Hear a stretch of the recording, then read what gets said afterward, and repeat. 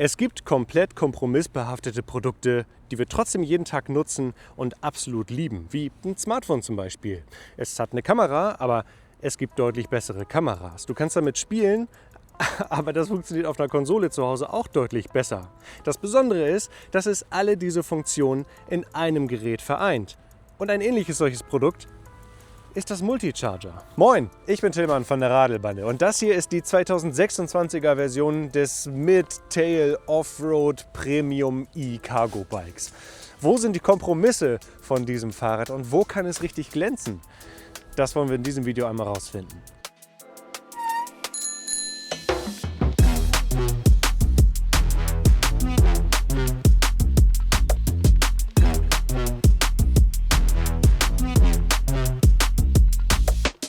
Riso & Müller hat uns dieses Bike hier ausgeliehen und sie unterstützen die Produktion dieses Videos finanziell. Sie haben allerdings keine Mitsprache, was ich hier irgendwie wie sage. Wir sind komplett herstellerneutral. Das Multicharger kam 2017 als großer Bruder des beliebten Brot- und Butter-E-Bikes Charger auf den Markt.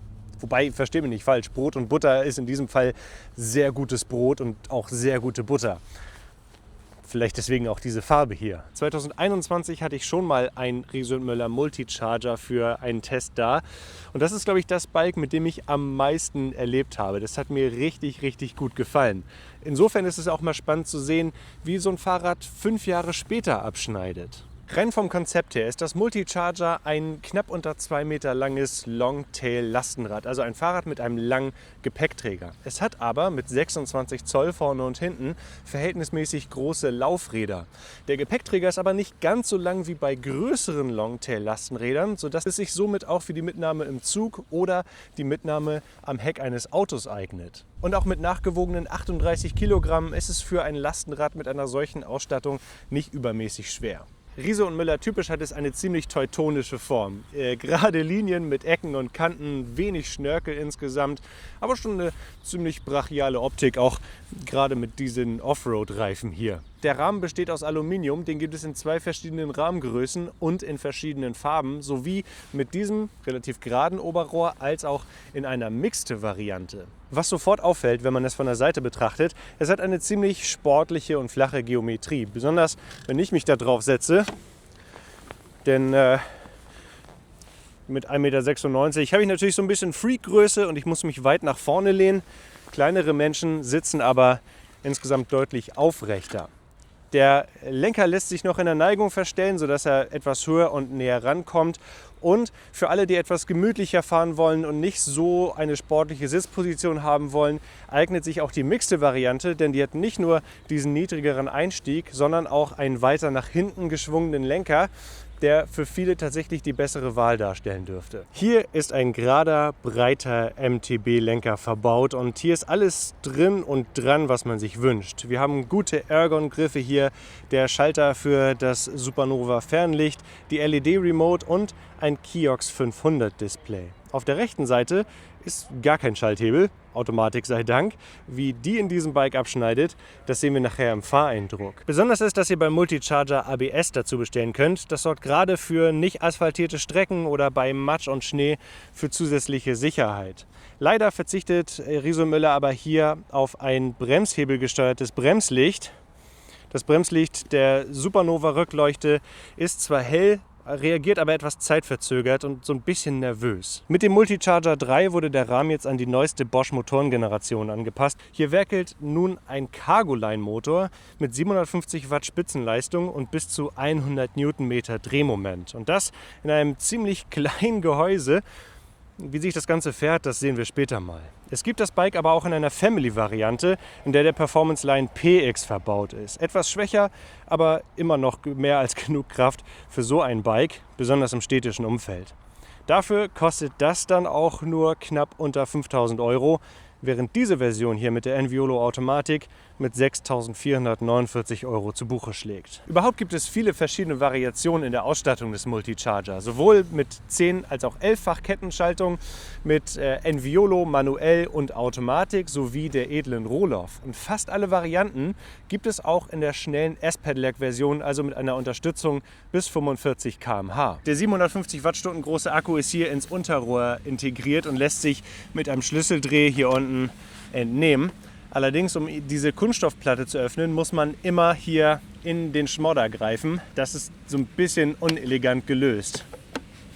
Und ja, ist immer ein bisschen speckig. Es gibt auch bei diesem Bike jetzt keine Version mit einer Doppelakku-Funktionalität. Das Einzige, was es gibt, ist ein Range Extender mit 250 Wattstunden. Aber mit 1000 Wattstunden insgesamt sollte man schon deutlich tourentaugliche Reichweiten bekommen. Wir haben im Alltagsbetrieb in der Stadt gut 70 Kilometer Reichweite mit diesem 750 Wattstunden Akku gehabt. Und das Einlegen des Akkus ist auch so ein bisschen frickelig. Man muss ihn halt hier reinheben und dann den Schlüssel drehen. Dann kann man ihn reinklicken und dann muss man auch wieder darauf achten, dass diese Kunststoffklappe zu ist. Also das ist ein bisschen frickeliger Prozess. Ebenfalls für lange Touren geeignet ist es durch die Flaschenhalterösen. Hier oben unter dem Oberrohr, hier auf der Rückseite des Sitzrohrs und am Unterrohr befinden sich einige Flaschenhalterösen und Möglichkeiten, um Zubehör anzubauen. Aber auch hier oben an der Gepäckträgeraufnahme gibt es die Möglichkeit, zusätzliche Verstaumöglichkeiten oder Flaschenhalter zu installieren. Überhaupt verstauen. Ihr seid ja bei der Radelbande und deswegen hat das Testbike auch einige Verstaumöglichkeiten und Optionen. Vorne gibt es die Auswahl zwischen einem kleinen Gepäckträger mit einer kleinen Tasche oder diesem größeren Gepäckträger, der mit 40 x 30 cm auch für kleine Euroboxen Platz hat. Hier ist dann eine kleine Umrandung, damit Dinge nicht einfach runterrutschen und man Dinge auch verzurren kann. Und diese Strapsen sind immer mit dabei, um das Ladegut auch zu befestigen. Der Gepäckträger ist für 8 Kilogramm freigegeben, was im Vergleich zu vielen anderen Longtails etwas wenig ist, die 15 oder sogar 20 Kilogramm erlauben. Die Höhe des zu ladbaren Guts ist allerdings auch durch den Lenker ein bisschen eingeschränkt.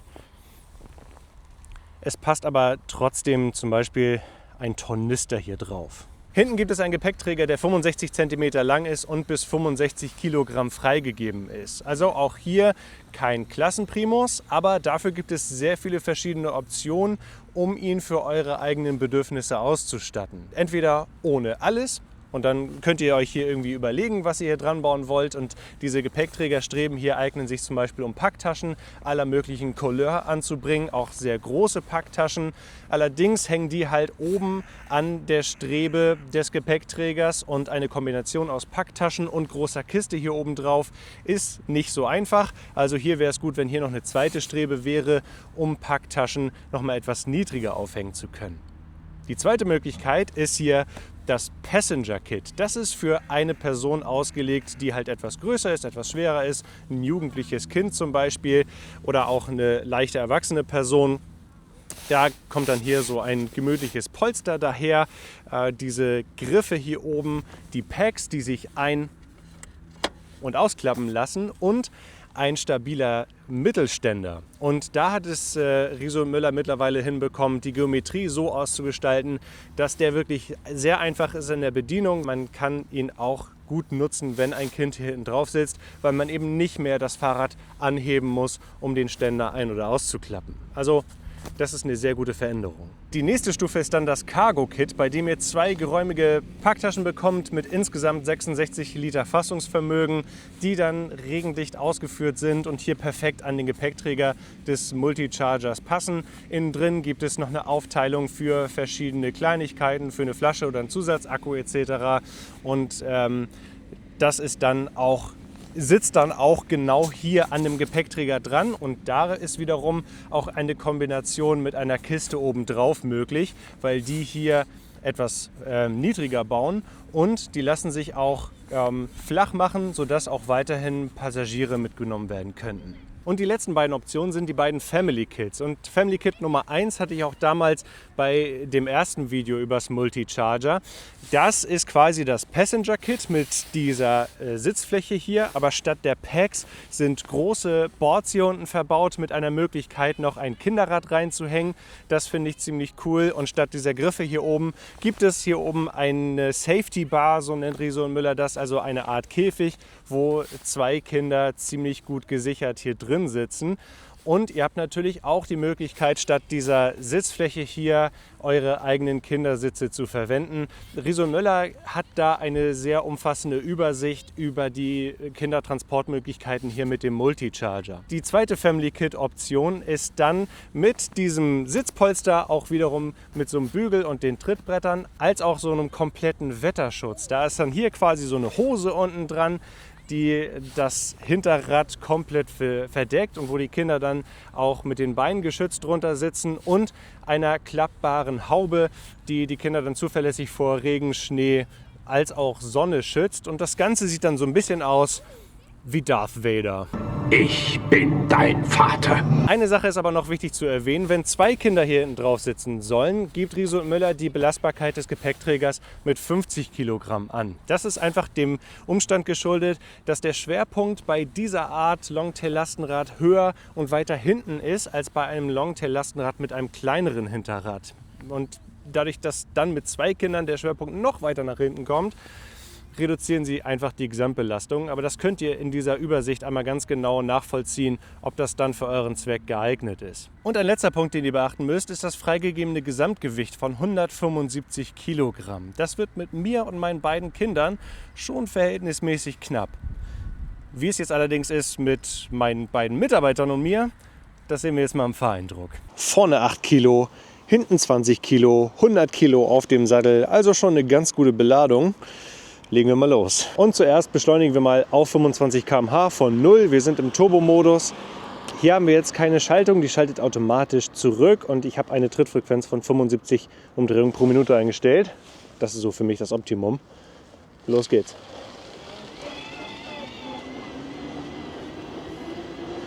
Und auf 25 km/h zu kommen, ist wirklich sehr schnell. Es geht mit der Enviolo Automatik vielleicht nicht ganz so brachial vorwärts wie mit einer Kettenschaltung.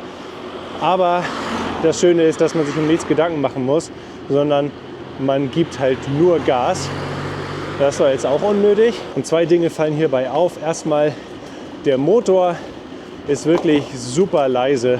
Also gar kein Vergleich zu dem alten Performance Line CX. Die Wahlvorgänge der Enviolo hört man so ein bisschen, aber auch nicht stark. Aber was jetzt wirklich aufgefallen ist, nach ein paar Jahren, ist die Enviolo Automatik wirklich super zuverlässig. Ich dachte zuerst, dass die mich stören würde in so einem sportlichen Rad wie diesem hier. Aber tatsächlich ist das gerade im Alltag in der Stadt sehr angenehm, sich nicht ums Schalten kümmern zu müssen. Schauen wir jetzt aber mal, wie es den mächtigen Jerusalemsberg hochgeht. Also 75 Umdrehungen pro Minute, das hält ja die Automatik für mich. 200 Watt möchte ich maximal treten und wir gucken mal, wie schnell wir sind. Mit 23 geht's hier los. Die 100 Newtonmeter des Performance Line CX oder Cargo Lines dürften ja einiges reißen. Und tatsächlich jetzt hier am steilsten Stück sind wir bei 15, 16 km/h. Mit dieser schweren Beladung gar nicht schlecht. Die Enviolo Automatik, die zieht so ein bisschen Kraft im Vergleich zu einer Kettenschaltung zum Beispiel. Auch nicht super viel, aber da war jetzt auch nach unten hin noch genug Übersetzungsbandbreite übrig, um auch wirklich stärkere Steigungen hochzukommen. Also hier ist sogar die Enviolo Automatik durchaus bergtauglich. Achtung, Kante. Also solche Kanten, das schluckt die Federgabel richtig gut weg. Wir haben hier eine SS Santur Mobi Federgabel drin. Das ist eine Luftfedergabel mit Lockout. So, ich lege mich mal in die Kurve und das Multi-Charger hat für ein Lastenrad einen wirklich kurzen Radstand. Das ist sehr agil, lässt sich sehr natürlich in die Kurve legen. Kaum ein Unterschied tatsächlich zu einem modernen Mountainbike. Die Sitzposition ist jetzt, wie ich das vorhin schon gezeigt habe, für mich sehr sportlich. Dieser breite Griff. Ich habe eine sehr angenehme Position, die dem Charakter des Bikes auch richtig gut entspricht. Nur wenn man etwas gemütlicher sitzen möchte, dann sollte man halt tatsächlich eher auf den Lenker bei der Mixed-Version setzen. So, auch die Stabilität, der gerade Auslauf ist richtig gut. Und auch wenn man die Hände vom Lenker nimmt, funktioniert das ebenfalls gut, weil hier ist ein Viscoset verbaut, also ein Lenkungsdämpfer. Der hilft dabei definitiv. Und jetzt gucken wir mal, wie es bei Gravel ist. Und dafür ist dieses Bike gemacht. Es ist dafür gemacht. Es ist eigentlich ein Light Mountainbike mit Cargo-Kapazität. Und wie auch schon vor 5 Jahren macht dieses Bike einfach mega viel Spaß. Selbst mit dieser Schaltung, die vielleicht etwas sämig wirkt im Vergleich zu einer knackigen Kettenschaltung zum Beispiel. Und jetzt wollen wir mal sehen, wie es an der Steigung ist. Anfahren am Berg. Also, wir sind wiederum in der höchsten Unterstützung. Wir wollen jetzt mal sehen, wie gut die Enviolo-Automatik beim Anfahren am Berg ist. Und da kriege ich auch gleich schon einen Tipp. Aktiviert die Berganfahrhilfe. Machen wir das doch mal. Fuß aufs Pedal. Berganfahrhilfe aktiv. Und jetzt, ja, da kommt richtig gleich Punch von unten. Und auch die Grundübersetzung der Enviolo ist klein genug, damit man hier solche stärkeren Steigungen hochkommt. Was bei solchen Longtails halt immer der Fall ist, dass man hier einen ziemlich hohen Winkel überwinden muss. Das gelingt natürlich bei der Mixte-Version besser. Da müsst ihr also eine gewisse Flexibilität haben, wenn ihr euch fürs Multicharger interessiert. Ohne Motorunterstützung funktioniert die Enviolo-Schaltung dennoch. Man kommt nicht schnell nach Hause, man kommt nicht schnell weiter mit leerem Akku oder fast leerem Akku, aber man kommt voran. In solchen Situationen ist dann so ein gewisser Kraftverlust bei der Enviolo am deutlichsten spürbar. Beim Einlenken,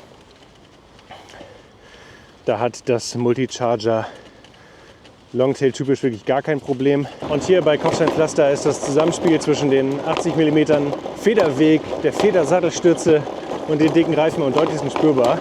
Die SmartSam Cargo Reifen haben auch bei Asphalt oder so einem Untergrund genug Grip, also die brauchen nicht immer nur Matsch.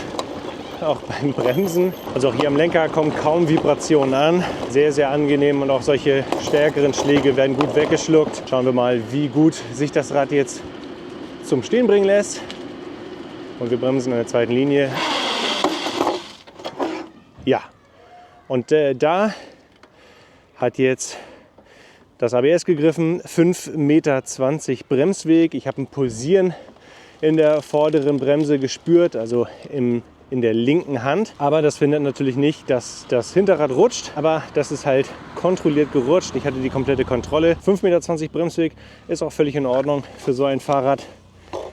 Long-Tail-Lastenräder haben in der Regel einen längeren Bremsweg als Long-John-Lastenräder. Die Bremshebel an sich, die sind richtig schön lang. Da kann man mit allen 4 Fingern reinlangen. Aber selbst wenn man nur mit 2 Fingern zieht, also nur mit den Zeigefingern, haben die auch mit 2 Fingern schon genug Druck. Also bremsen, schalten, beschleunigen. Das ist wie auch schon 2021 mit dem Multicharger ein echter Genuss. Was man natürlich ein bisschen merkt, ist der etwas höhere Schwerpunkt und dass das Heck so ganz minimal nachzieht. Aber dieser Effekt ist wirklich sehr, sehr eingeschränkt nur vorhanden, eben weil das Rad insgesamt doch recht kurz ist. Ja, soweit dazu. Jetzt gehen wir mal ins Studio und kommen zum Fazit. Dieses Bike hier hat mich genauso begeistert wie das erste Multicharger-Testbike, das wir 2021 hatten. Man merkt richtig das Level an Detailverliebtheit, das Reso Möller hier an den Tag legt, wie zum Beispiel diese kleine Blende, in die das Rücklicht eingelassen ist, damit das Ganze nicht so unordentlich aussieht. Aber auch solche anderen Details wie der RX-Chip, der ein GPS-Tracking und eigene Versicherungspakete zum Beispiel ermöglicht und der euch auch die Wartung und die Wartungsplanung des Fahrrads insgesamt deutlich vereinfacht, bis hin zu den einfach hervorragenden Fahreigenschaften und der sehr guten Verarbeitung dieses Fahrrads, gibt es da wirklich nur sehr wenig auszusetzen. Aber die Frage ist, für wen ist es am besten geeignet? Das Multicharger ist dann für euch das richtige Rad, wenn ihr ein normales Alltags-E-Bike sucht, aber noch ein bisschen mehr Transportbedürfnisse habt.